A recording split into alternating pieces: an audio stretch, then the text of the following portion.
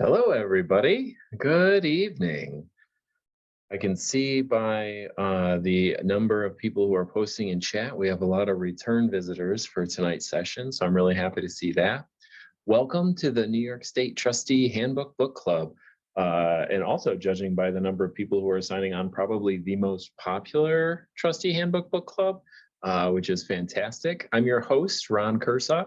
And tonight I'll be asking your questions about the board-director relationship. The purpose of the New York State Trustee Handbook Book Club is to provide explanations and insights for the more than 6,000 library trustees in New York State. Each book club session takes a deeper dive into one chapter of the trustee handbook and answers real-life questions received from the field that arise in the area of governance work for library boards. If you take a look at the bottom of your screen, you should see a Q&A button as well as a chat button. If you would like to post a question tonight while we're having a conversation, go ahead and put it right in the Q&A area. The chat box will be used to send information and links while we're talking tonight. But for now, if you haven't already, I'd like to invite you to test out the chat box by introducing yourself. Let us know your name, what library you're with, how long you've been a trustee. Unfortunately, I won't be able to say hi to each and every one of you individually, but it'll be great to see who's here. And if you see a familiar name come across the chat box, be sure to wave excitedly. Before we get too far into our program tonight, I'd like to thank our co-promotional sponsors.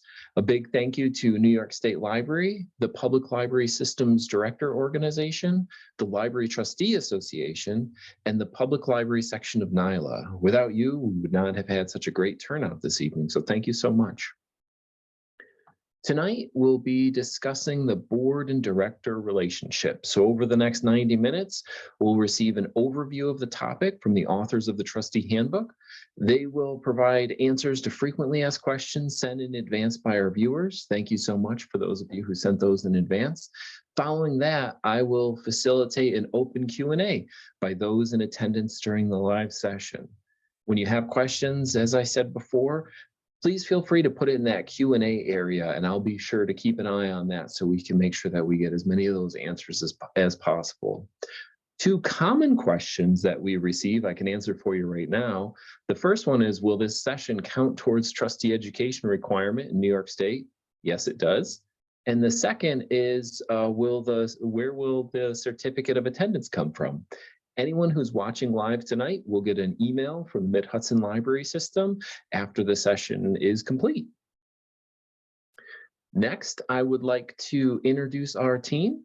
So helping us tonight is going to be Laura from the Mid-Hudson Library System. She's going to make sure she keeps an eye on all the tech things to make sure that we all stay on course. We also have our co-moderator, Brian, from the Southern Tier Library System. And we are also joined this evening by the authors of the trustee handbook, Rebecca Smith-Aldrich and Jerry Nichols. Rebecca Smith-Aldrich is the executive director of the Mid-Hudson Library System, and along with co-authoring the handbook for library trustees of New York State, she also authored the companion handbook for new library directors in the state and the municipal ballot how-to guide, as well as two other books from ALA Editions. Jerry Nichols has distinguished himself as a leader in public library service as library director, library systems director, and library educator. He is also considered one of New York State's most authoritative experts in library management, finance, law, and construction. Welcome, Rebecca and Jerry. Really great to have you here again tonight. I've personally learned a heck of a lot from these two, and I hope you do too tonight. So I would like to hand it off now and invite Rebecca and Jerry to kick us off with this installment of the Trustee Book Club. Well, thanks so much, Ron, and thanks to everyone for being here tonight. We were joking earlier before we started the webinar live this evening that we might have a record number of folks here tonight, and we're sure it's not because of Jerry and I. We know that education requirement kicked in, and a lot of you folks are here to make sure you're doing your due diligence as a trustee of a public library here in New York State. But regardless, Thank you for being here, for learning more about your role as a volunteer and helping your library be successful on behalf of your community. Jerry and I are so pleased to be here again tonight. We called this our classic version of the book club already. We did do a little bit of this topic, the board-director relationship, back in December of 2021, when we covered the personnel chapter of the book club. But from the evaluations that we received, we could tell the board-director relationship was a topic that was due a session unto itself. To make sure we were helping folks navigate that really important relationship that honestly can make or break your library. So that's our goal here tonight, is to give you that overview of the topic. Jerry and I will share some of our experience on this topic and what we know works really well, and things that should help kind of give you the rules of the road for managing that relationship. And then, of course, we will take your questions and get into some of the very specific things that happen that are just the realities that you can't explain in a graphic on a PowerPoint slide. So just like any good relationship, the director-board relationship really does require mutual respect and good communication. But the roles and responsibilities of each sides of this equation sometimes raise questions for trustees and directors. So part of what Jerry and I are going to do at this point is to help kind of unpack that a little bit for you and explain some of the common areas where you get to work together and where one side or the other is in the lead on a variety of different topics that you are confronted with when you're working through the library board. Rebecca, it's great to work with you again. You know, I tried to quit. I've been trying to retire for the fourth time, I think. So it's nice that you and Brian and Ron convinced me to come at least back for a couple of sessions this year. And this is, I think this is probably the second webinar that I ever did for the state, was on the critical partnership. And so I think that it's very important for all of us to understand that the partnership between the board, the director, and then on this slide, we throw the friends group in to make it even more complicated, is somewhat complex and not easy. It needs to be managed. It needs to be approached in a very professional manner. And it is based on balancing between understanding what each group's role is. So in order to understand that, first of all, we're going to talk about what your role is in the next slide or two, et cetera.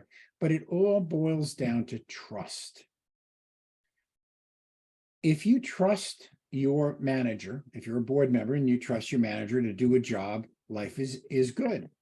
If that trust is crumpled at all, it becomes much more difficult. And so trust is based on being honest with each other. When I was a kid library director, one of my neighbor mentors said to me, make sure you tell the board all the bad news before anyone else. And then let your staff tell them all the good news. Great advice. And it goes both ways, though, that the honesty is something that the board has to be honest with the director, even though it's uncomfortable. And the director needs to be likewise. So between the trustees, the director, and of course the friends group, it's honesty, it's trust, it's diplomacy, and it's an understanding that you're all in this together. It's a mission for all of you to provide your community with the greatest library service you can do. Rebecca? Well, I love, Jerry, how you really sum up things in one word. Trust, obviously, is really important. But there's also just the practical nature of the relationship. And this slide is designed very specifically because the way I think of it is lanes. We have to stay in our lanes, right? We're collaborative leaders between the director and the board. But if we're clear on what it means to be the governing body of the organization, where we're setting the plan, the budget, and the policies, and that our director is managing the library on a day-to-day basis, I'll tell you, most of the times I've gotten called in as a consultant to mediate between boards and directors, it's because someone's moved into the other lane. We've got maybe a director that's a little too controlling, or you've got a board that's a little too micromanaging. And we need to try to get everyone back into their lanes and talking to each other again and respecting each other's expertise in each of their areas. So I think that's part of what we wanted to talk about tonight, is kind of the nuances of that relationship. It's not always clear cut, but there are some really good best practices and well-worn paths that have really been successful for libraries in the long run. So not to go into great detail on this because we have only an hour and a half. It's important for us to just clearly define the big picture for each of you. And trustees, that's you. You have the big picture.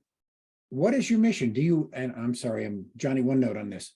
Do you know your mission? Do you understand your mission? Can you articulate your mission? Can you tell it to the person in the supermarket and the person backyard you run into when you're raking leaves, or in this case, seeding your lawn?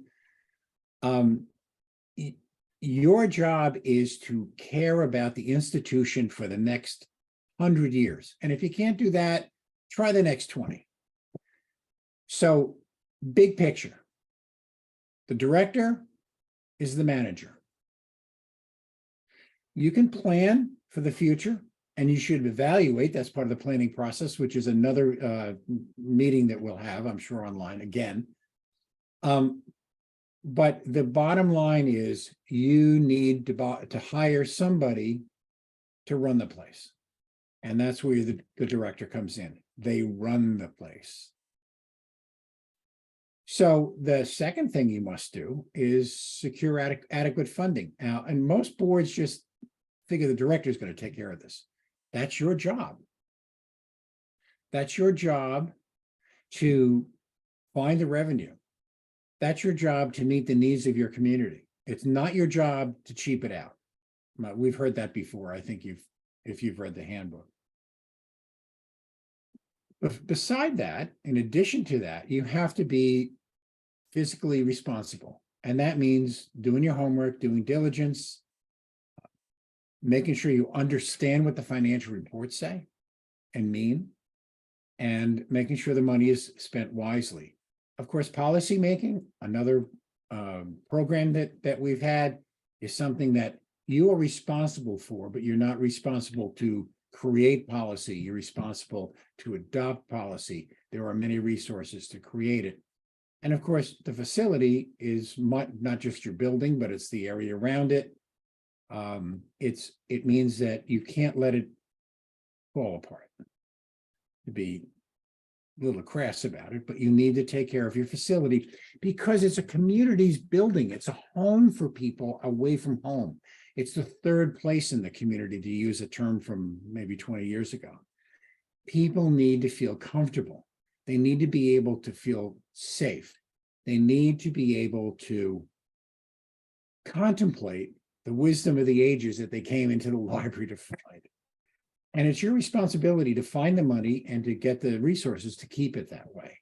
And of course, you need to advocate for the library, and you need to be totally open in your business. I don't care if you're public or you're an association library. Transparency is the only way to manage these days, because anyone who's in the public world right now knows that if the community doesn't know what's going on, they'll make it up. As to the director, you're an employee. And now I know directors that are listening to this don't feel like an employee, because we've all, having been a director, understand we're a partner. We're in this not for the money. We're in this because we believe in the mission of libraries. And so the best boards treat the director as a partner, as a team member, but still understanding the role is different. The director drives the agenda. Once the board says, this is what we're doing, the director has to implement those policies. They have to select the right people. They have to find the programs and services that will fulfill the mission the board has articulated. Of course, the board needs to know what's going on. And any director that doesn't keep you over-informed, and that's another lesson I learned from one of my first mentors, give them too much information. They'll always tell you if they need more. It's incredibly important that the board feels totally informed. And we all know that some board members don't care about all that much information, and other board members need it like a sponge. And of course, the director is just as important as an advocate for the library. They're not a passive member of this whole process. And actually keeping the board informed is something that we've all had issues with. Rebecca says that, one of the things that she gets brought in about with micromanaging boards and who does what, there are other boards that feel that the director is not fully informing them. And that's something that the director needs to take to heart. Rebecca? I think also there's the communication on the trustee side of clearly articulating expectations. I think there's often sometimes that, well, how come they didn't understand what I was thinking, you know? But then you look back at maybe a document that you put together or a board meeting that you had, and you might realize, well, I guess we didn't really make that very clear. So a great example we're going to talk about in a minute is the evaluation process for a director or the board. You know, do we articulate that at the beginning of the year so it went well at the end of the year? Do we have a really clear mission statement so we understand why we're all here? Do we have a plan that actually is up to date and has goals in it that are meaningful to our community so our director is working on the right stuff? So we have to own both sides of that communication paradigm to actually co-lead the library forward. And I think that's where a lot of times we see the missteps on either side of that equation, either something not being clearly articulated, or there's a misunderstanding, or a lot of assumptions are being made. So having really strong communication, I think, patterns, both from your board meetings and in between board meetings, which is something I know we'll talk more about here this evening, is going to be, I think, key to your success, and not necessarily a recipe that you're following, but certainly something that you have to be diplomatic about and respect the different roles on your board, from your board president to the treasurer to the secretary, and how the director is interacting with each member of your board is also another consideration here. And I think that really, it speaks to this issue of who's in the lead and whose job is what, and who's going to take charge of this. How do we know it's all going to get taken care of? And, you know, magically, it all usually works when folks come to continuing education and read the trustee handbook. And you've got directors that also pursue continuing education to hone their skills, their craft, just like you were not born knowing how to be a library trustee. They were not born knowing how to be a library director. And so they consult with their peers and their system folks to figure out things as well. So I think also having grace in those moments where maybe it's not so clear, or maybe something did go a little sideways, and understand that at the end of the day, hopefully everyone wants the same thing and is going in the same direction. And maybe we take a little detour here and there, but we're all trying to get to the same location at the end of the day, which is a great library for your community. So that's the question I get asked a lot, is who actually is leading the library? And so I think really understanding the concept of collaborative leadership is very important. So while you ultimately have authority to hire and separate a director from their position at the beginning and end, perhaps, of their employ with you, in between those two acts, you folks are partners, as Jerry said, at the board table. So let's be honest, nothing much happens at the library unless the director and board president are working together to make things happen. So that partnership is really, really critical. But you'll see the lead shift depending on the area that you're working on. So Jerry mentioned like policy making before us, right? So your director is your technical advisor. They're going to let you know if you've got a policy missing, or a policy that needs to be amended based on something being changed. They're going to bring you examples from other places, possibly your lawyer, and they're going to present to you some options. And then you, using your, as we discovered, your duty of care, your duty of loyalty to the organization, your duty of obedience to laws and regulations, you make informed and common sense decisions based on those options presented to you, or ask questions that lead to the evolution of what's been presented to you. So that leadership role has to be respected as co-leading.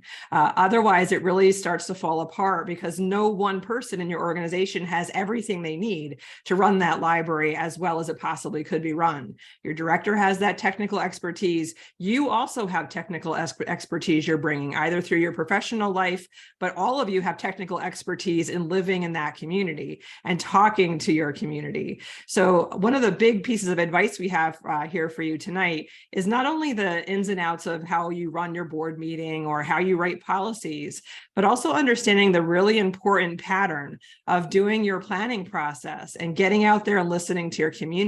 That should be done as a team. You want your director and trustees to be hearing from the community at the same time, so we all understand the community aspirations that we build our plans around and we design our goals to. So when we're at the board table, there's a level of excitement that we're working on things that matter. And the director understands where you're coming from, and you understand where they're coming from as they bring you the ideas from the staff and themselves to make things even better for the community based on what you know. So I think this is really almost like a fallacy of who leads, because of that collaborative leadership nature of this environment that you're operating in.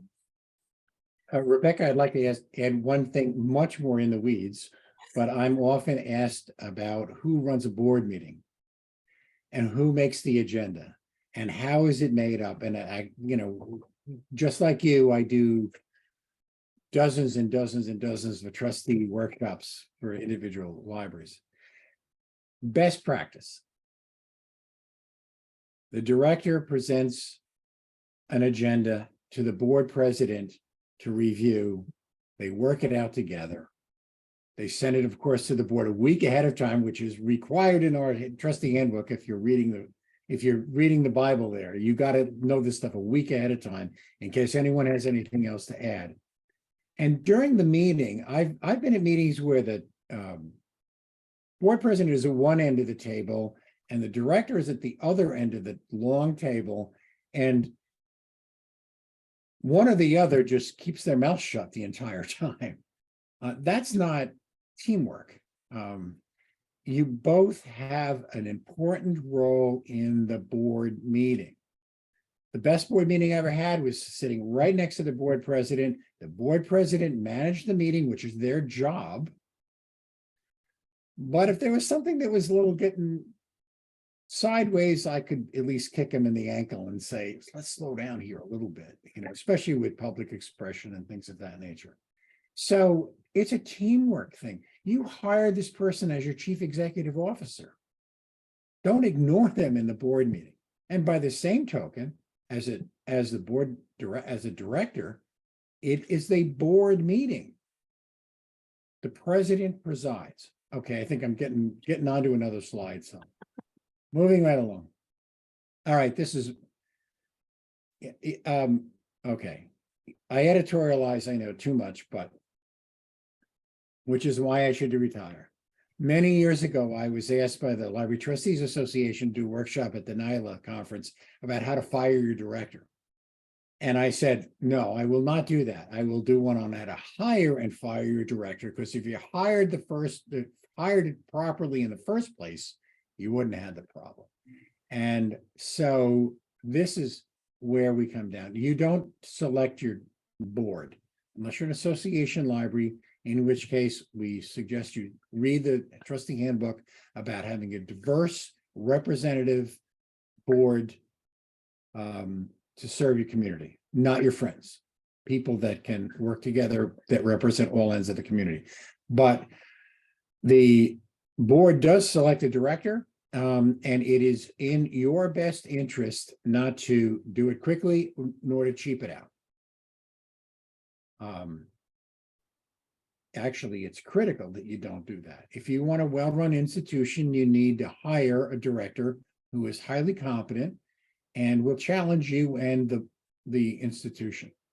So all too often, we're looking at institutions that have a couple of interviews, that's it, rather than going through a selection process. I think I can, and we can all say from personal experience that if you make a mistake on day one, you're going to live with that for the next several years until you finally come to deal with it. And you may never come to deal with it. So please, the selection process should be professional. It should be well thought out. It should take time. A friend of mine used to say, tragedies happen quickly, good things take time. I'm quoting. But that is a very, very critical thing. If you get the right person with the right talents, nobody's going to have all the perfect talents, but that's another conversation, of course. Please take your time. If it means another month, another 2 months, another sending back a civil service list because nobody was right, you need to do that, because otherwise you're going to pay a big price later on. Get somebody who's right for you. Accountability. Well, this is not quite a one-way street. The board needs to have the library director accountable, but the board also needs to be accountable to itself. Are you doing the jobs as we've described for you and what your roles and responsibilities are? Are your board members doing diligence? Are they showing up? Are they obeying the law? Are they avoiding conflicts of interest? Accountability goes both ways. If the board is misbehaving, the director has not a good role model. By the same token, if the director is not fulfilling their obligations, nor Rebecca's going to talk about evaluations later on, so thank you. You need to be honest enough, remember back to that first slide, honest enough to say, we are disappointed. It's tough. You'll note in the handbook, we have a little paragraph that says, many of you might not be personnel people, and you're not comfortable saying to somebody who's working for you and with you and doing wonderful stuff that you just screwed up. Let's deal with this. Let's be honest. Do not wait until the annual evaluation, hopefully you have one, to say, I was uncomfortable last January when such and such happened. Do it right away. That's the part of honesty and trust. You can't go beyond that. That's incredibly important. Chain of command, the board's in charge. But they're in charge at the last, at the top end. They cannot interfere down. They can't start telling staff members how to work. They can't start interfering in personnel issues. They can't be like a board member I had who told the custodian once to pack some chairs in the back of her station wagon because she was having a party that weekend. There's a chain of command. Your only direct employee is the director. And it goes down from there. Now, I'm going to digress because I think we're going to talk about building programs later in the year. This is really incredibly important because a lot of library boards like to dive into when they have a building program. And the next thing you know, they're talking to contractors, they're talking to architects directly and whatnot. And it really messes things up. So please, chain of command, you're the ultimate arbiter. Things need to be able to get up to your level. And when they do, you finish it out and you make the decision. But before that, you need to have the people, the director, assistant director, and then so on down the line. Jerry, if I could just jump in there on chain of command. You know, we see this sometimes. A staff person might, make an end run around a director and come up to a trustee and complain about their schedule, or they don't like the summer reading program theme, or they really hate the color of the children's room that was been painted recently. And, you can very delightfully refer them back to the director. That's what you hired them to manage in those cases. You can be polite and say, oh, I understand your concerns. I'll make sure the director is aware of those concerns, right? But there's two instances in which if you are approached directly by a staff person, you do need to act immediately. And that would be if they approached you with a claim of harassment in the workplace. You have policies in place. Some of them are state mandated related to sexual harassment prevention. You need to take that very seriously, report it immediately to your board president, and follow your procedures. The other case would be if it was a whistleblower complaint. If they came to you and said, I observed something with the cash handling at the front desk that I'm very uncomfortable about, I think someone needs to look into it. Again, immediate call to the board president using your whistleblower policy to follow that procedure. But everything else, like Jerry said, just give the director a call and be like, oh, just wanted to let you know, so-and-so approached me, they had a little concern about X, Y, and Z. Good luck with that. Because most of that stuff is really not at the governance level of your organization. Those are management issues. Rebecca, thank you very much. Perfect. Now, guys, now you all see why I want to retire and let just Rebecca take it over. So, collective authority of the board. If you've read the trustee handbook, you understand the board only has authority in session. As individual members, you can't order anything, your staff to do anything. So please keep that in mind. And of course, regardless of what the vote is, if something passes, that's the decision of the board. We're going to talk about governance versus management. I think we just did in the previous slide. You're the governing body. The director and his administration, or her administration rather, does the management. If you don't like the management, go back up to accountability. That's your job to evaluate, and Rebecca will get to that later.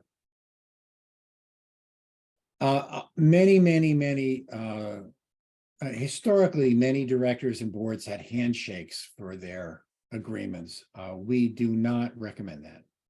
Even if you're civil service and you have Section 75 protection, the agreement between what your job is, again, you're supposed to have a job description, which is back in that personnel chapter we talked about.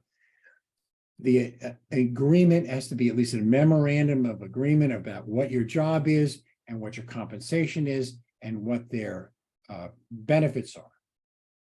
A contract's another thing. If you want to go to that level, we recommend it, especially if you're not civil service. But even if you are civil service, those employment agreements will come in very handy in the worst of times. They might not be necessary in the best of times, but it's better to be prepared. And again, I've run into many situations where directors have decided to leave and they assumed they were getting the same benefits as the rest of the staff, and the board had second thoughts about that because there was nothing in writing. Unfortunately. Managing conflict.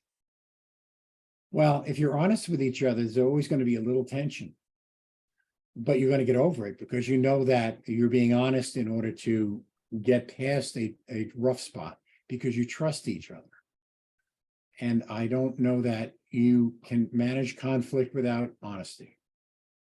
And I don't know if you'll be successful without having some trust that you all believe in the same thing. I'm not sure there's much more to say about that. Avoiding conflict increases conflict. When it's time for leadership change, we're going to talk about, Rebecca, we're going to talk about evaluations in a minute, right? Yep. Yeah, you want me to start there now? As board members, you have the responsibility to your community, no matter how much you love the director as a personal friend, which they should not be. I'm sorry. It's a business relationship. No matter how much you care for them and you appreciate their loyalty, and they've given you so much over the last 45 years. When it's time, you owe the community the best leadership you can get. And I can speak as an elder statesman, there's a time to move on. And some of my colleagues are reluctant to, for a variety of reasons, and they have their own reasons. But your job as a trustee is to get the best leadership you can for your institution now. So we don't have to belabor that if people have questions about it, but I think that's clearly stated there. And I know there are many situations where things aren't what they should be. But and respect and I care for the trustees that are caring about directors that should go. And by the way, we're not always talking about folks that are retired, should be retired like me. We're talking about folks that just don't fit. There might be some, they don't fit in that community. They don't fit for your style. They don't fit for your dream. Then it's time to say, okay, where are we going from here? That is your responsibility as a trustee. And it's your responsibility as a director to admit that this isn't working. This is not what I'd hoped it would be. Maybe it's time for me to look to a better opportunity for me. So, Rebecca, you got anything to add to that one? I'll just say that, coming to the realization of either being trustees or the director where the fit's not working doesn't happen overnight, right? So there's a series of things that need to happen to help avoid those situations, as Jerry kicked off the slide talking about a really strong selection process, great communication, clear expectation setting, good reporting back and forth between the two bodies, and really annual evaluations of both. And I think this is the thing that I learned early in my career over 25 years ago in consulting with libraries, because unfortunately, even in my system, I'll have calls, 4 to 6 calls a year, honestly, where a trustee will call me and say, I'm done with this director. We got to move on. I'll be like, well, okay, well, tell me a little more. When's the last time you evaluated them? And 100%, folks, listen to me, 100% of the time, the trustee will say, oh, we've never done an evaluation. Well, that's a big part of your problem, because we're now not clearly communicating expectations or when things didn't meet expectations. And so evaluations, you might love your director right now. You're like, we don't need to evaluate them. We tell them every month, they're amazing. We love them. That is the best time to start an evaluation process. So making sure the director is clear that evaluations are going to be happening, working with them to develop your evaluation process. There's lots of examples out there. You can find some right in the trustee handbook. Brian's going to share some links in the chat box as well. And making sure the director is clear, okay, I'm going to be judged against my job description, or I'm going to be judged against these 4 of the 6 goals in the plan of service, whatever methodology you all agree on. So they now know what they're working towards and can meet your expectations. You also are responsible for evaluating yourselves as trustees, right? We're co-leading, we're collaboratively leading the library forward. And so evaluating yourselves and allowing the director to participate in that evaluation is a really strong activity of very successful boards. Because what it does is allow you not only to kind of assess yourself and how you're feeling about your volunteerism on the library board, but maybe, you know, identifying some areas that you wish you knew a little more about. Maybe you don't understand the treasurer's report, or maybe you've never actually read the long range plan, so you don't know what the director is supposed to be doing. Or maybe your meetings go on for 4 hours and you're really tired, so you're not paying attention anymore. These things need to get surfaced so they can be dealt with, just like a director might be having an issue for whatever reason, right? Boards also have issues. So as we start to think about this, I'll just tell one of my favorite stories, which is I implemented a board self-evaluation methodology at one of my smaller libraries. They were really on the ropes. They'd had a tough time with funding. The whole board had tried to resign at one point. We'd rebuilt the board from scratch. And after a year of this brand new board working as hard as they could and making this library successful, we decided, let's do an evaluation. Let's see how it's going, check in with each other. And 100% of the trustees admitted in the self-evaluation they didn't understand the treasurer's report. So it was anonymous. We didn't ask anyone to identify themselves, but I had a field day at the next meeting with them. So I'm like, okay, let me just check in with you. So for 12 months, you've all been going, yep, I approve or I accept the financial reports from the treasurer, but you didn't understand them. And they were like, yeah. So, okay, let's talk about this. Let's simplify the reports. Let's make sure you get an orientation to them. Let's make sure you're really clear that you can always call the treasurer or the director, ask a question about a report you're seeing. So when you get to the board table, you really know what you're doing. Because if you don't understand that, likelihood is a patron or a member of the community who walks to the door and wants to see the library's finances, they're not going to be able to see them either or understand them either. And so that transparency is really important. So again, it's not just being honest with your director, but yourself and your peers on that board. So a self-evaluation process can help you kind of gauge how everyone's feeling at the table. It can help a board president understand maybe the way we're doing something isn't quite working for everyone, or it can confirm that, you know what, things are going very well here. But your director can also be that checkpoint to be like, you folks are very self-congratulatory, but might I just point out that maybe we haven't been hitting our marks to get our policies reviewed, or, you know, our funding is really lagging. We need to prioritize that moving forward. So being open to hearing that constructive feedback from your director through that process as well, it's a two-way street. It's a really strong way to help make sure that communications are being, I think, done in a way that is not out to get you. The idea is to help each other understand where we're going and why. Now, that doesn't mean you shouldn't be having conversations in between an annual evaluation schedule, right? There's definitely stuff, like Jerry said, you shouldn't just like kind of let go and bring up 12 months later when there's nothing anyone can do about it. So your board president is a very pivotal person in this relationship, right? They're kind of at the nexus of a lot of these relationships.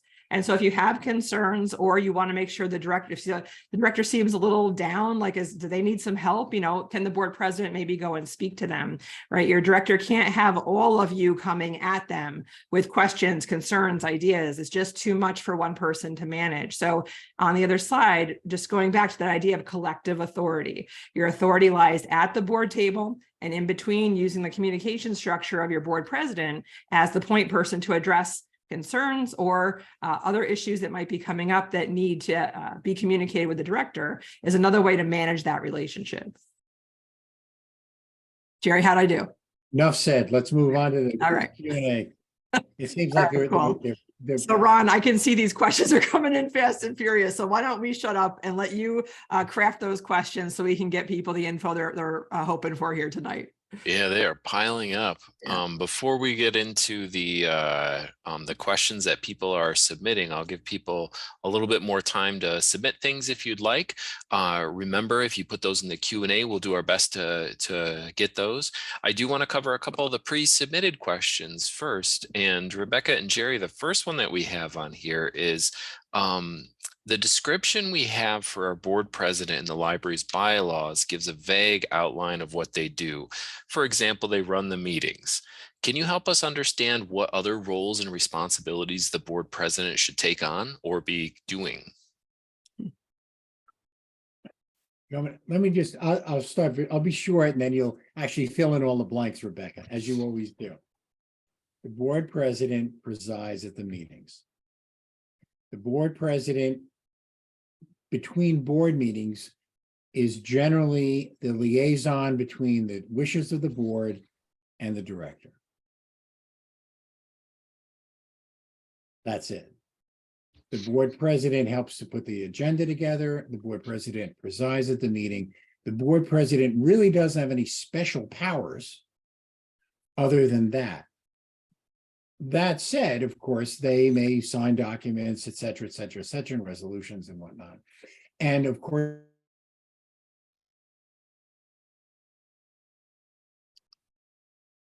I lost Jerry there a little bit. Yeah. You Well, I'll want to just jump pick in up. there? I'll pick up the pace here while his connection maybe person stabilizes. often they both are. Oh, Jerry, we just lost your connection there for a little bit. Oh, I'm sorry. problem.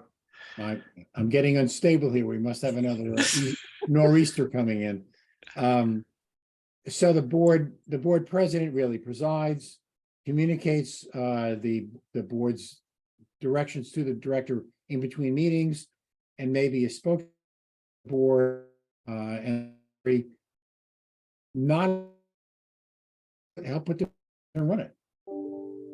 I'll just add on to that. You know, I really see the board president. I often describe them as the air traffic controller along, you know, they're in that tower, kind of, they've got the larger view of the field, basically. They can see what the committees are up to. They're keeping their mind on the plan. They're hearing what the director is dealing with. They're maybe hearing concerns or ideas from trustees.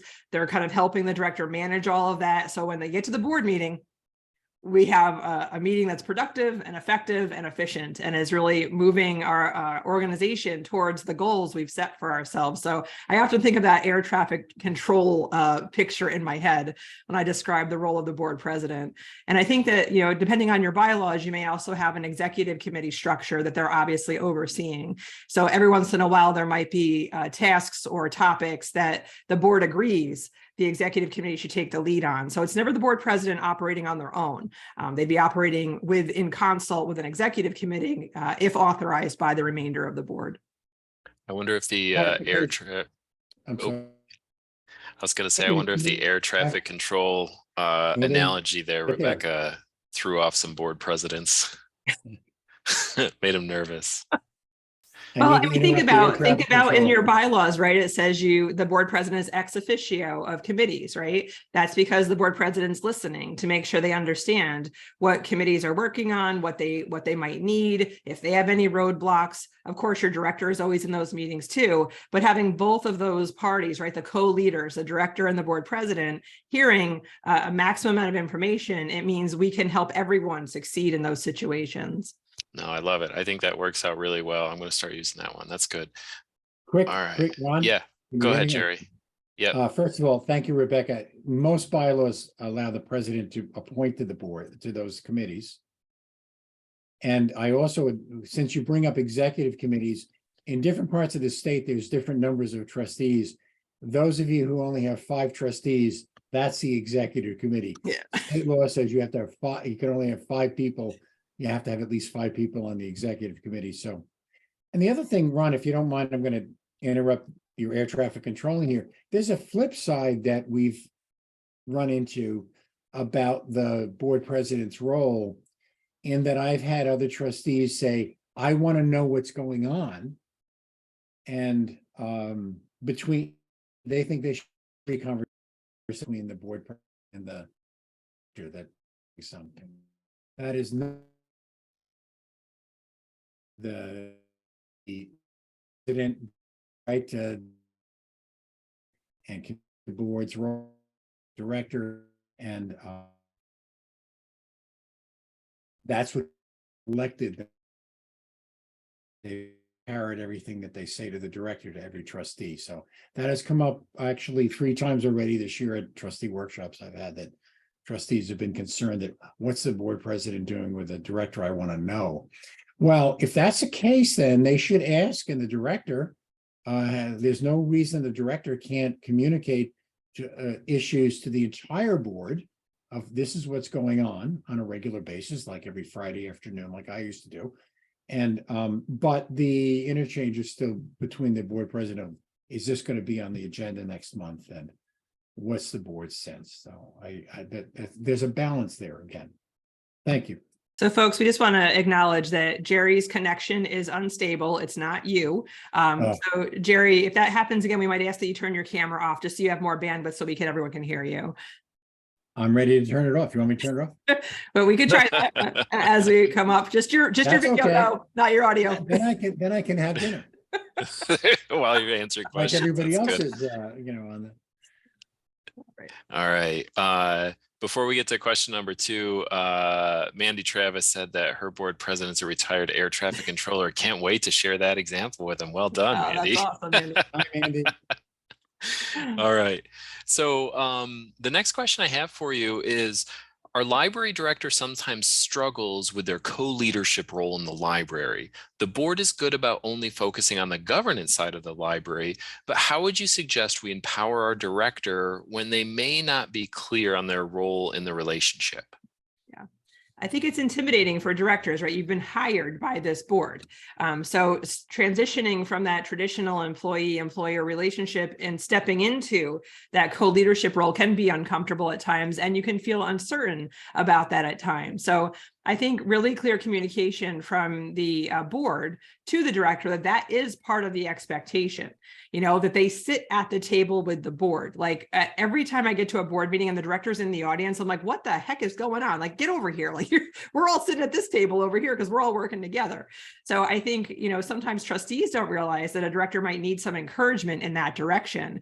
And trustees really are grateful once they make that clear, because their lives are much easier when the director understands that is expected of them. So the directors are trying to be very diplomatic. They don't want to overstep. They're being very respectful of a community-based board, but they also might need a little help to own that role. Or if they're over-owning that role, the board president might need to chat and try to reset that understanding. But I do think that's one of those communication things. So for directors that are on the line here tonight, I know there's a bunch of you. I think that, tips that you share with your colleagues about this topic is something we don't talk about a lot, because there's a real fine line between being that co-leader relationship and either overstepping or being too perhaps reticent or stepping back a little too far. And then things get out of control before you know it.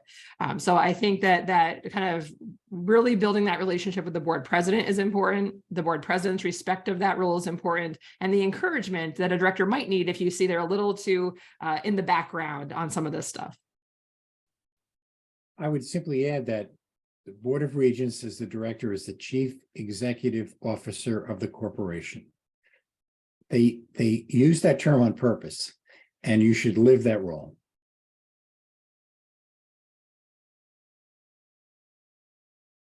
Ron, you're on mute. There we go. Sorry. There we go. I'm not the only one who's saying. I know. This is the first time we've done this? I don't My know. goodness. Okay. This question kind of goes on the flip side. So some of the trustees on the board show tendencies to micromanage the director. And I know you had talked about this a bit up front as well. But they micromanage the director and the day-to-day activities of the library. For example, they may bring up individual book title purchases, visit the library to give the director instructions that were not board approved, or try to influence programming by telling staff to bring in specific programmers. This puts staff, director, and the rest of the board in kind of an awkward position. What suggestions do you have for these types of situations? Read the trustee handbook. Is that the answer for all of the questions? No. I think People are going to stop actually, coming. I know. go back to the regents, and I'd love to channel the regents role, governance role. Do not micromanage. You hired a CEO. If you want to be a library director, fine. We have a library school for you. No problem at all. Be happy to join and have you join the profession. But this is a universal problem. So I think we should all recognize that you're not alone when this happens. And it's something that is common, but unfortunate that board members haven't done their homework. Now, this is not only just in, our public libraries. I happen to be on another charitable organization, and the the New York State Charities Bureau. I mean, right from the start, their booklet tells you don't do this, and that I think that's what it is. But it's very awkward for the director to complain, and that hopefully the board president, if the director feels comfortable talking to the board president. Of course, when it's the board president who's doing it, then we have another situation altogether. But I'll defer to my my other colleagues to elaborate on that. I find that a lot of time it's not malicious, right? A trustee is just excited. They've got a great idea. They want to share it. And there's just no channel for it, right? Or they don't know what the channel is for it. So I think, directors are very good at being gracious in those moments and saying, oh, very interesting. I'll make sure, the board president's aware of your interest, or we'll get that to the right committee. Or sometimes it's just overstepping with staff roles. And then we have to ask the board president to intervene and have a chat with that trustee who might not understand. That's not really the role we play on the board of trustees. And to Jerry's point, if you want to go to library school, that's cool, go do it.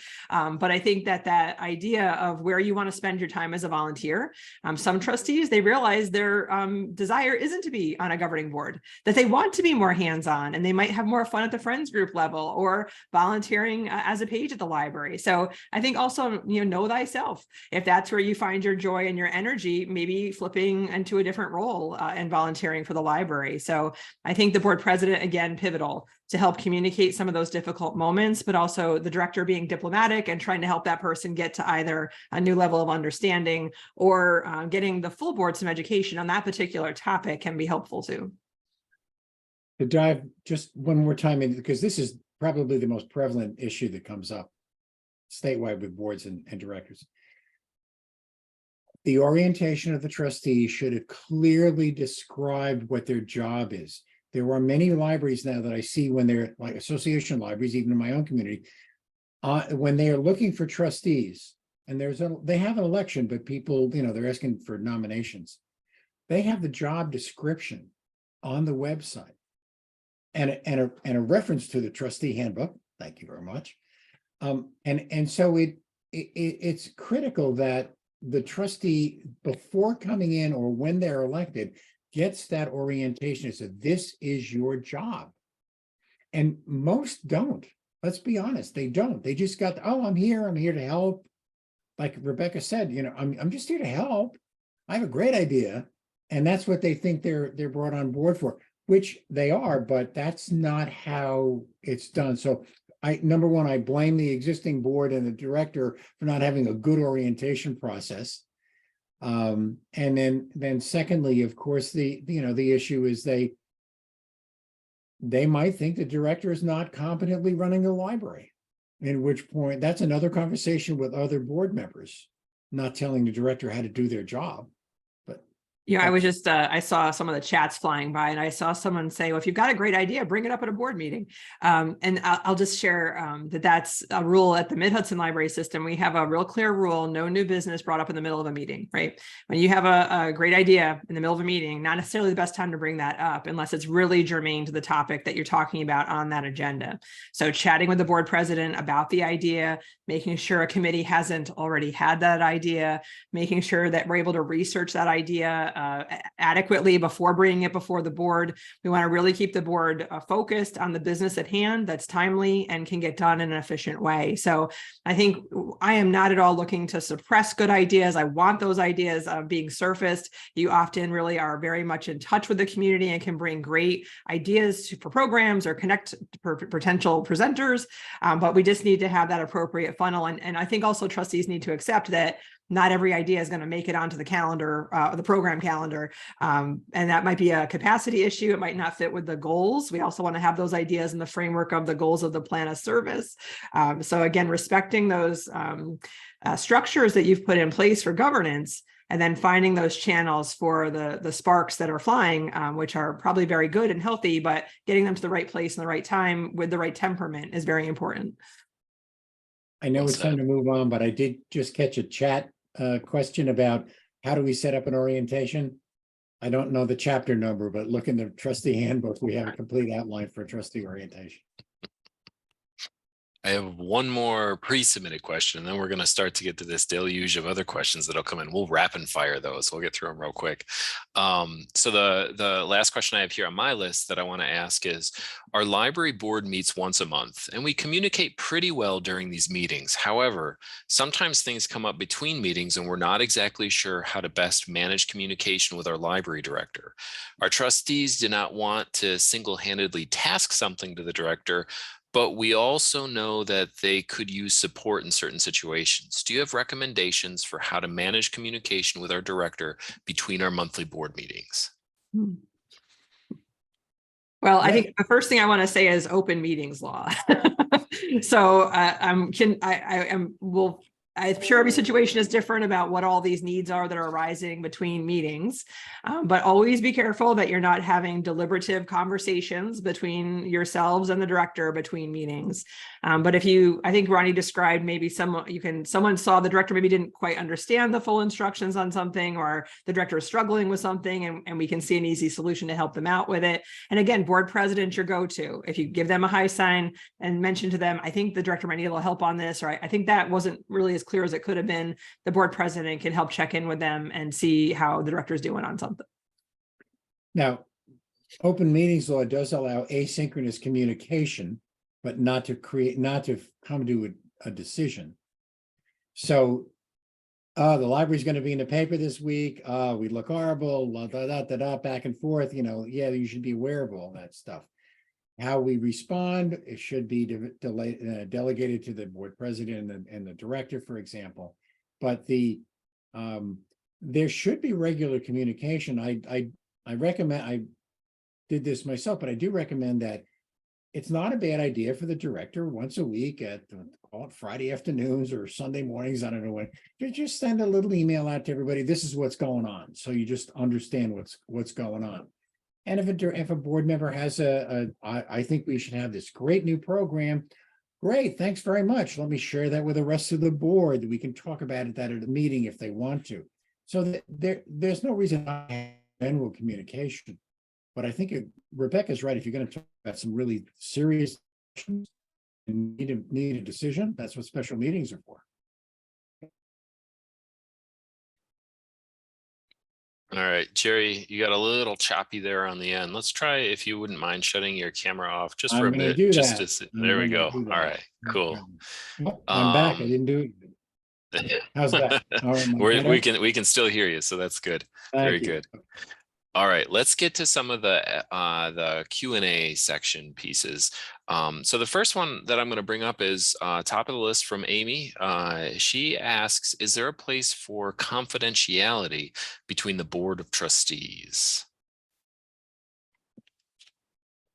So confidentiality in terms of having a conversation maybe without the director, do we think that's where that question is going? I think the way that I'm going to define it is if the board is having confidentiality among trustees, not necessarily including maybe the director or other parties. Yep. So you've got the opportunity for executive session. So in the setting of an open meeting, you can call for an executive session. You do have to cite the specific purpose for why you need that executive session. It can't be just because something's uncomfortable. It really has to be about protecting the reputation of a trustee, a patron, or an employee of the library. So that would be a place to go for a confidential conversation. I would avoid having those confidential conversations by email, as most libraries in New York State fall under the Freedom of Information Act. So I think, being judicious about where you're having that conversation and really making sure it's necessary, but also checking in with the board president for some advice if they also think that might be necessary. I'm trying to think I'm sorry, you can't see me raising my hand, but well, maybe there is a way to do that. That's all right. Jump in here, I can't Jerry. imagine we got why you. they would be anything in confidence unless they're talking about the director's evaluation or performance, because that's the CEO of the organization. In which case I then defer to what Rebecca said. I mean, there should be no secrets other than, oh, we think he's doing a bad job. What are we going to do? You know, what are we going to do? I mean, I'm not sure how else to take it. Which, when you think about confidentiality and open meetings law and executive session, 2 months ago, I guess, we had Kristen O'Neill come in, and that recording is up. And Kristen O'Neill is from the Committee on Open Government, and that was a really fantastic FAQ, and she has a ton of really great stuff in that one. So I suggest going back and watching that, and you'll get a ton of good information in that one. Yeah, and I'd say 99% of the time your director is in your executive session with you. They are your technical advisor. They're going to have more information than almost anyone in that executive session on the topics of concern. So again, unless it's their performance evaluation, I think that's a very rare occurrence. All right. Tracy asks, what's the board's role in hiring? Does the board have to approve all hires and resignations? I'll take that, Rebecca, real quickly. Yes, Ed Law 226 requires them to appoint and establish the salaries for all personnel, including pages and whatnot. And they need to approve even a termination. But as we have stated over and over again, the director selects, the board appoints. So there's a process there. The board should not be interviewing. The board should, unless, of course, there's a caveat to that. If you're hiring an assistant director, you certainly should meet them. Because that's a succession planning issue as well. But by all means, the board in New York State is legally obligated to approve every single hire and the salary of each staff member. All right. This question that Alinda poses is about securing funding, but I'm going to kind of shape it to the board and director responsibilities here. So the question that came in is, you've emphasized that trustees are responsible for securing funding. Could you elaborate on this? Our board is presented with proposed budget as determined by the city mayor. And could you also add what's the relationship look like when the board and the director are coming together to kind of figure out what the securing funding as well as the budget is going to look like for the library? Great. So you should have a budget development process outlined. So it's really clear, your timing of budget development. You'll see, I know we talked about it during the finance class, but your director is drafting a budget for your consideration. They're explaining to you the contractual obligations, the realities of life of things that are going up, what usage patterns are driving things. It sounds like in this particular situation, you don't have a public vote on your budget. So my number one advice to you is to have a public vote on your budget. Even municipal libraries can have a public vote on their budget. It puts the power in the hands of the people. If you've got municipal leadership that is currently defining what your budget's going to be for the year, obviously you have responsibility as the board with the technical advice of your director to make your pitch to that municipality and make sure they understand how important the funding goals of the board are for the library and justifying the ask. So I'd say that's your short-term answer, is your responsibility to make the case to the municipal leaders about the need. But long-term, you really need to focus on getting a public vote on your budget. Rebecca, Jerry. thank you. I had to come back on just because when you said public vote on your budget, please. And Rebecca and I have updated all the information you need on the State Library website to accomplish that. So please, your responsibility is to look out for the future of your institution, and financial and legal stability can be yours if you are willing to work for it. And this can be yours too. I like that, Jerry. That's good. Sylvia asks, our director runs the annual fundraising event. Is this something the board should do since the board members are responsible for fundraising? Well, I'm going to hope that this is an association library, because as I think if you've been to our workshops before, you've heard us both say in multiple occasions, public dollars may not be used for fundraising purposes. So the public money being invested in your library is to produce public services for the community. So in an association library setting where perhaps the board has not reached the target number of 90% of your funding from public sources, fundraising is a reality in those situations. And director's job description in an association library may specify they help with fundraising. In public library settings, that would be a no-no, however. So I would say that ultimately it is the board's responsibility to raise that money. In association library settings, if the job description made that clear, that's what the director was signing up for, that could be happening. But Jerry, I'd welcome your elaboration on that one. That's your bailiwick. I just caution public library boards from getting too much in the weeds. As individuals, they can talk about fundraising all they want. They cannot spend public money for fundraising. It's that simple. Which means that means the time of their staff. If they want to do it, fine, but not the director. All right. This one you've talked about quite a bit already, about the director evaluation, but this one comes in and it says, how do you get your board to give the director an evaluation? I'm guessing that maybe this is something that historically hasn't been a practice at this library, and they're wondering, how do we initiate this? How do we start the first steps of providing an evaluation? And I think one of the things you said earlier is pairing it with that board evaluation too can sometimes make that a much easier and welcomed process. But go ahead, what do you got? I think just like anything else, when you come to workshops and you learn more, like Maya Angelou said, when you know better, you do better, right? So you come back to the board, say, hey, I went to this training. I heard a best practice is to do annual evaluations. I think we should look into that. And the personnel committee says, okay, let's investigate that, get some advice and get it rolling. So I think, you can only start where you are today. And I think as trustees that are taking the time to learn more about best practices and bringing those back to the rest of your board, usually it's welcomed. You have to take into account that your director may be nervous, that all of a sudden you're saying, well, I guess we better start evaluations. They might be thinking, oh, well, I guess you're trying to get rid of me. Here comes the paper trail, right? So again, diplomacy, making sure they're clear where you're coming from and why. And if it is because you are trying to build a paper trail, being diplomatic and just moving along and moving forward and pointing to where you see it in the trustee handbook, this workshop and that workshop. Here are examples of how libraries do this. It's a very common practice. So instituting it, your mileage may vary on what your current conditions are. But I think just raising the issue and saying, I learned it at this workshop, I think we should give it a try. I use that all the time. Blame it on us. Yep. You can blame it on us. That's right. I say, you know what? You know why you got to do this? Jerry and Rebecca told me that you got to, so get to work. I can't tell you how often my directors, they'll say, and it works both ways. They'll say, well, Rebecca said, and sometimes that's to their advantage and sometimes it's not. Well, you can say Jerry said, because I don't work for anybody anymore except for my wife.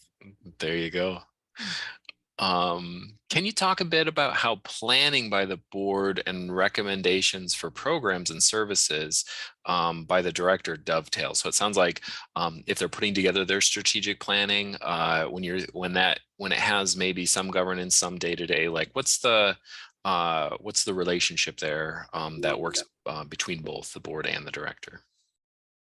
So I think when you're doing your plan, the plan development cycle there's time built in for those conversations, right? Because you're going to go through specific phases in the plan. One where you've gathered data about your library, you're seeing what trends the data is telling you. Then you're getting out there and talking to the community and you're hearing what they have to say about their aspirations for the future. And then all that data and information is coming back to a table that's got a team there from the board and the staff that are going to sift through all of that and figure out what are the goals we're going to write into our plan. And then you're going to see the director and staff come back to you with ideas for how to bring those goals to life. And at that point, there's a feedback phase from the trustees that are like, that sounds great, but I think we might be missing this idea. Or, I saw this program at a conference and I think this could, help us get to that goal. So the context of the conversation matters, that you're contributing to that design phase of the plan of service. I think the trouble arises when we've all agreed on the plan and the goals and the action plan of how we're carrying it out. And then we've got someone out in left field coming up with ideas that don't relate to any of that.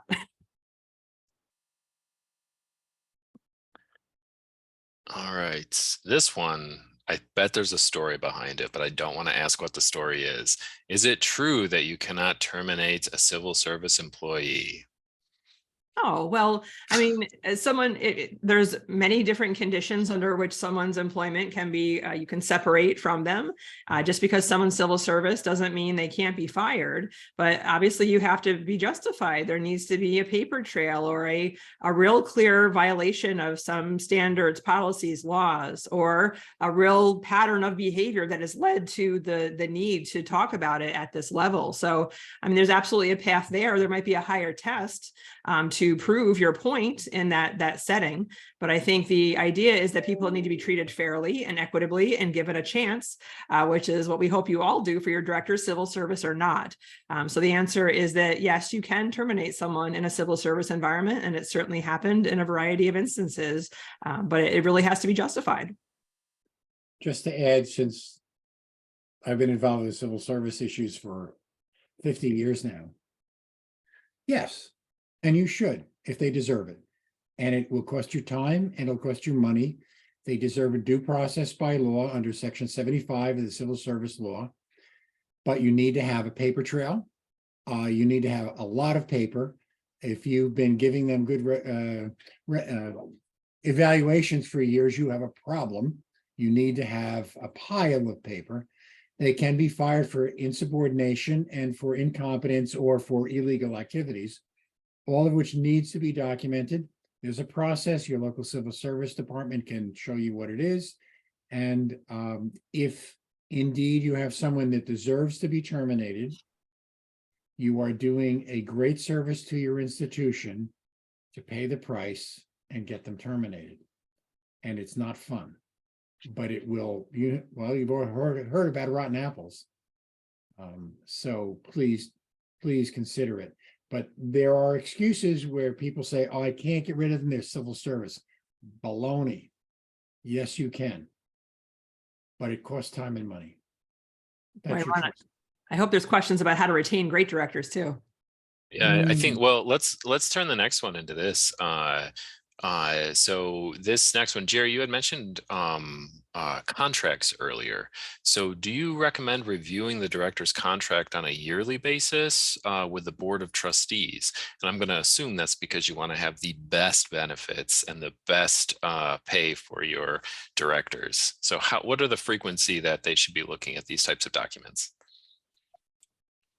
Depends on how long the contract is. And I can only speak for what's comfortable for someone who's been a contract employee for many years, is that I would have a 3-year contract, but it would be renewed annually to be pushed forward so that we never got to that June 30th date when I was going to be fired the next day.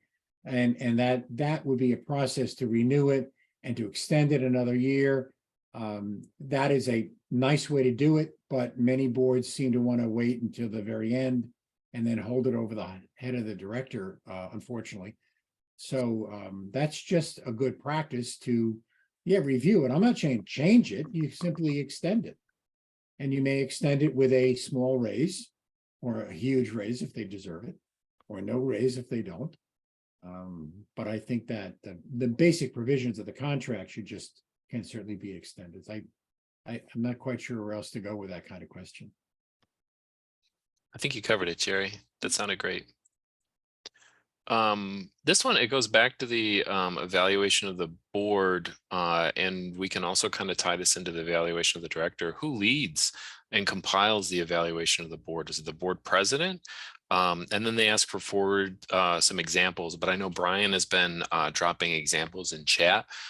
So definitely click on those links and save those so you can use them later. So who's in charge of compiling this information and ultimately leading this conversation that people are having?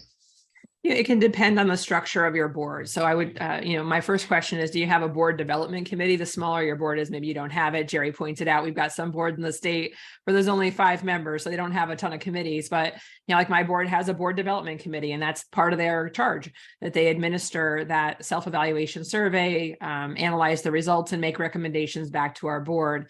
If you don't have that, it might be the executive committee of the board that does that work. I would say you don't want only one person in charge of that. You need a team team that can help with the analysis and digestion and reporting out of the results of that process. And I'll just note that the links that Brian's providing in the chat, we'll make sure they're in the follow-up email you get after the event, along with the recording, the slides, and anything else that comes up.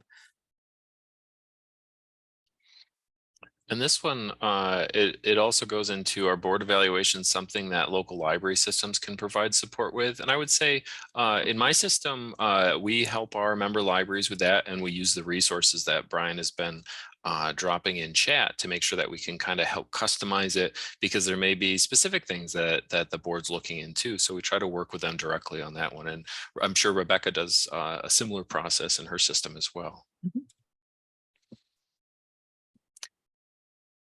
Let's see here. So this one is from a new trustee who's still finding their footing.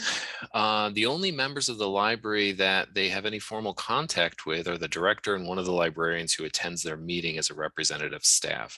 They sometimes wish they could meet and talk with the library staff and see what concerns, issues, ideas, etc. they have.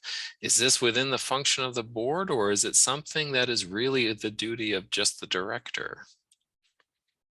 I hear two things there. I hear that you want to be familiar with the folks that work for the institution that you govern, and that's really appropriate, right? So, if you're getting a tour of the library and meeting the staff, or like my board, we have a board staff luncheon. So at least once a year, they all get together and we do little icebreakers.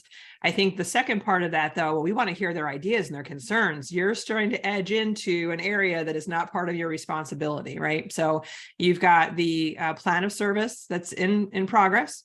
You're judging how the goals are going as the director, marshaling the resources you've given them in terms of the finances, the policies, the staffing capacity of the organization to bring those goals to life. Your job is to evaluate, are those goals being brought to life? So I think, there's evaluation methodologies that can be used, like we've talked about project outcome, to make sure patrons are having their say of our programs and services having the desired outcomes and impacts that we want. And if not, making sure that there's an opportunity to iterate and fine tune those things. So, a lot of directors, they'll have their staff, maybe one team or one team leader a month come into board meetings and do a presentation so you can get to know them better and hear what they're working on. But again, once you start saying, oh, well, what's your idea on this? And how about you try this? I think we're starting to edge into that micromanagement realm. Yeah, Rebecca, well put. Two things. I just went through an orientation on a board that I'm on. I got to meet the staff, say hello, thank them for their work. And then at our board meetings each month, just as you recommended, a department head comes in and elaborates on what their department does. And that's perfect. But I think that's a good process. But we should know who works for us, because they work for you. But well said. Well said.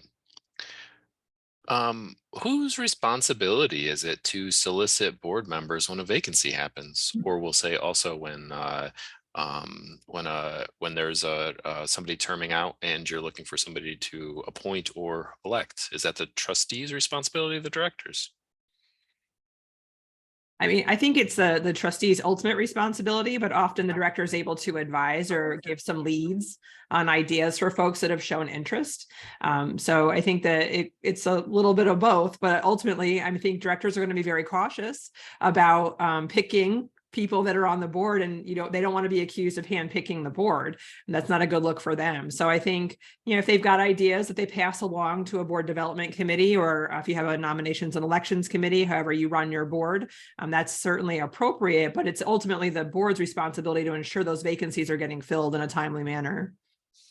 Absolutely true. The friends may provide some fodder for you. If you have a good friends group, sometimes they're not so good. But I completely concur, and I think Rebecca's right. It's tempting for the director to find a friend. That is not good policy. And often blows up in your face. So I think, directors who've been around the block a few times, they know someone who's a buddy or a friend or a wonderful patron. Once they get into that role of director or of trustee, the demeanor can change, the relationship changes, the power dynamics change, and it doesn't always work out the way the director thought it might. We're not friends. Right. That's all. Now, this one's from a newer director. How do I encourage the board to be more involved in the governance of the library rather than relying on the director to fully prepare the plans, policies, etc., just so the members can show up and say yay or nay to these? So it sounds like perhaps the board is just kind of a rubber stamp one and the director's doing the work behind it. Back to orientation, back to trustee education, back to letting them know what their job is and understanding. Now, I don't know if it's an association or the bottom line is there are documents that we have published and we refer to in the trustee handbook that tell them what their job is. If they want to be passive, that can be their choice, but at least they should know what their job is supposed to be. And one does not know if this board has been informed over the years of what their responsibilities are and their due diligence. If they're a public board, one would think that the fact that the state controller does audits would wake them up to the fact that they'll be the ones that would be held responsible for the poor management of their institution. If it's an association library, then I think that they should be given the documents. I mean, literally day before it become a trustee, there are documents like the, right from the start document from the Attorney General for charities. And of course, the Board of Regents document to tell them what their job is. And I mean, lastly, the director can't force them, but they can certainly encourage them to participate in programs like this. But it's refreshing to hear a director want the board to get more involved. Well, I think at the appropriate level, right? So like when I hear that, Yeah. sometimes I've been invited to help with those situations in some of my libraries. And it can be a mixture of two things. It can be that actually the director is amazing and doing a great job. And the board is really pleased and is like, that sounds great. Let's go do that. Right. And they're behind it. They're endorsing what's being proposed. And other times they're just not quite sure what level of work is appropriate for them as the governing board. So they might be kind of struggling to know, like, do I nitpick this into death, or do I, ask some guiding questions that might help make this part better? So they might be finding their way on that, which education, as Jerry said, definitely can help with. But directors that are, doing a great job out there, I think you also need to maybe own that sometimes and be like, hey, I'm giving you this opportunity. Here was the committee opportunity to give input. Oh, okay, you didn't have much input there. Okay, well, we're going to bring it up to a vote. Here's another chance for input. And okay, they voted to approve it. Maybe move on and be proud of yourself. But by the same token, there are directors in a situation where I'll give one, a real life one where the director said, the board is not pulling their weight in bringing the money in, and they expect me to do all the work. And there are solutions, but they don't want to do it. And it is their job, isn't it, to provide revenue? It's their job to go to the town board and fight for the library. They expect me to fundraise for them. So that, it depends on the circumstances. Again, it's a balance. It's a partnership. And I think we need to get those roles, resolved. And honestly, back to honesty, trust, communication. Talk about it.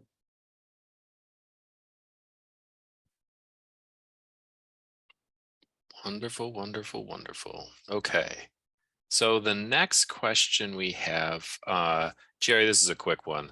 How long should typical board meetings run? Ours can be 2 hours or more. I think in the trustee handbook for the last 20 some odd years, we've said if they're 2 hours, that's it. They're too long. They're not being managed well. The information is not being provided ahead of time for the board. The agenda is not being adhered to. And if there's too much discussion, the board president must take charge and say, okay, let's table this. We need more information. We'll talk about it next month. It's that simple. I don't see a board meeting going more than an hour and a half. And now there's exceptions to that. I mean, if you're meeting with the architect to build a new building and the architect spends an hour dreaming the dream with you, that's different. But with normal board meetings, get them done in an hour and a half. They run to 2 hours. Okay, fine. People can't stay awake that long. I mean, they can't keep their attention span that long. Come on, get the business done. Now, I've also heard of board meetings that are 20 minutes, and I'm sorry, that's not right. You have, I'm sorry, but hour and a half is plenty. It's long enough. Or an hour, but 2 hours, you're right at the edge on 2 hours. Let's be honest. You're absolutely right, Jerry. I like to do talks on productivity, and a lot of the stuff that I read, our attention span for meetings is about 90 minutes. I feel like mine's worn Okay. away a bit. I'm like, Good when we get guess. to the 50-minute mark, I'm like, let's get the heck out of here. But I give it, yeah, 90 minutes. I like And it. is that why this is an hour and a half, Ron, and then we're gonna hang up? That's right, exactly. That's why we shut this off right at 6:30. Okay, so earlier on, there was a comment that the two of you had made about the director going into executive session if the board happens to do that. And a question came in, so is the expectation that the director attends executive sessions? Yeah, Yeah, 100%. yeah. Like I said, they would 99% of the time they're going to be in that executive session with you, unless the topic is their performance evaluation. At which point they should be brought in after and have a full discussion about what they just talked about. Exactly. It looks like there was a little bit of confusion that came up when we were doing our talk earlier about fundraising. The person who asked that question, they did come back and say they were an association library, so that's good. But somebody else had written in, so if public funds can't be spent for fundraising, does that mean that the directors can't write grants to fund programs, or does that fall outside the definition of fundraising? Yes, we do deal with that in the trustee handbook. If they're applying for grants, that's different. We're talking about personal fundraising in a sense of, and I'm not talking about foundations, I'm talking about The golf managing tournament, gala, the letter writing, the cookie, the bake sale, whatever the heck you want to do it. No, that's what friends and foundations are for. But institutional fundraising, maybe that's the best way to put it. Institutional fundraising, asking for money from the Kellogg Foundation or from the United States government or from your local power company to help you put lights in. That's not fundraising in the sense that the intent of the law, of general municipal law, is. That's taking advantage of grants that are being offered for institutions. But what we run into is that, first of all, Rebecca and I both agree that if you're a public institution and you have a public vote on your budget, you're not a charity. Your time should not be spent overwhelmingly to do fundraising because you can't get enough money. That's your job. And if you're a town library and the town or other municipality is cheaping you out, your job is to get very political and force them to do it, or do a 414. And next to me here on the screen is the queen of 414s, which means you can force a public vote for a municipal library. Other than that, public libraries should not be really focusing too much on fundraising at all. Association libraries, you have every right to do that, but we agree that should be to enhance your operating budget, not to support daily operations. Just one little quick word on grant writing. Boards are often very amorphous about, get some grants. Like, that'd be great, right? We need targeted advice. If we are going to pursue grants, they should be tied to the goals in the long range plan. So there are not grants out there for operating costs. You're not going to get money just because you want to run a library. That's not how it works, right? They're program specific. Grants are actually very, very expensive. The amount of time I personally spend searching for grants, talking to funders, writing that grant, implementing that project, reporting on that grant. There are times when I have spent more money of my own time securing that grant, reporting on it, than my organization actually took it in cash. So be very careful on the grant writing front. Yeah, it's not a magic bullet. Very true.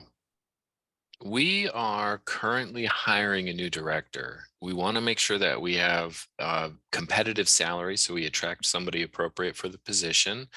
But when we look at salaries of surrounding libraries, they vary greatly. Do you have a suggestion on a benchmark or baseline we can use to determine what a professional salary for a librarian in our area would be? I love this question. We've been talking about this a lot here at Mid-Hudson, because what I realized what was going on for about 20 years in my system is we were benchmarking against chronically underfunded libraries. And so we were all just in this death spiral.